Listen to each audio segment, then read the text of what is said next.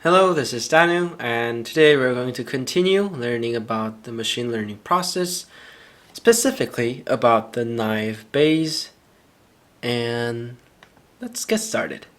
Naive Bayes is a popular classification algorithm. It has been used successfully for text data applications, such as spam filters and document classification. The presentation slides and source codes I use here were obtained from the Intel Machine Learning course. I reorganized the contents for easy understanding. You can download the original content from the website using the link. Then, let's get started. Naive Bayes is a probabilistic classifier. Hence, let's go over the probability to derive the Bayes theorem. Here, two probability events, px and py, are shown with Venn diagrams. Joint probability px and y means the probability of events x and y happening together. It is the intersection of the two sets. When we know that event x has already happened, what is the probability of event y happening given that? It is known as a conditional probability py given x. We can calculate the joint probability using the two conditional probabilities. We see these two equations are equal in conditional and joint probability relations.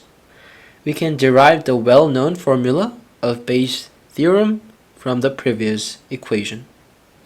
Now, the conditional probability, also called posterior probability, is defined using other terms such as likelihood, prior probability, and evidence. In the classification problem, y represents the classes to predict and x represents the data, features. Thus, we can predict the probability of a given data x belonging to class y. In practice, directly computing the denominator px is often tricky. However, fortunately, we can cross out the px because we just need the relative superiority between classes. So the numerator part is sufficient for the classification. The notation C, representing a class, will be used from now. We want to predict the class of a data sample x that consists of many features x1 to xn. If there are many features, we need to expand the equation, which is too complicated to compute fast. Instead of the exact calculations, we adopt a good enough approach. Naive Bayes replaces all the complex calculations with easily computable terms by assuming independence between all features. Of course, this equation is approximate, but it performs well enough.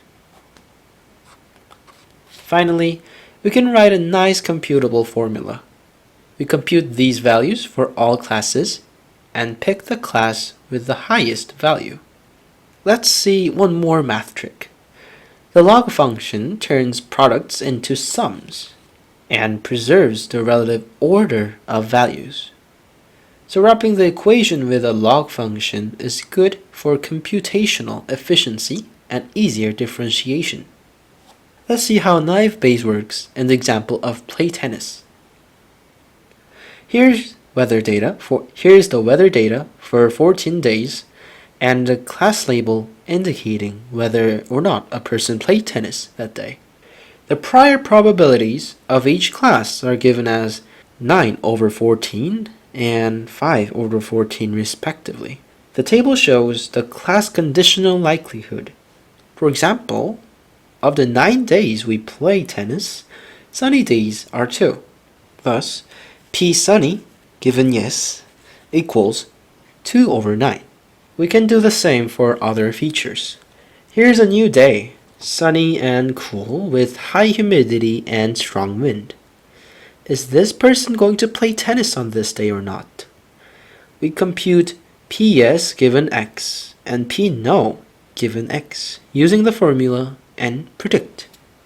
This table lists the final results obtained by using each term's probability. We predict this person will not play tennis on the new day because play no class has the higher probability. Today's last topic is Laplace smoothing. In practice, we often encounter a small data set and features rarely appear. The class conditional probability can go to 0 and the whole product goes to 0. To fix this problem, we smooth out the probability by adding 1 to the numerator and adjusting the denominator by adding the counts of x1 values. Similarly, smooth out the non-zero terms as well. Okay, that is all I prepared for today. Thank you for listening and see you in the next video. Bye!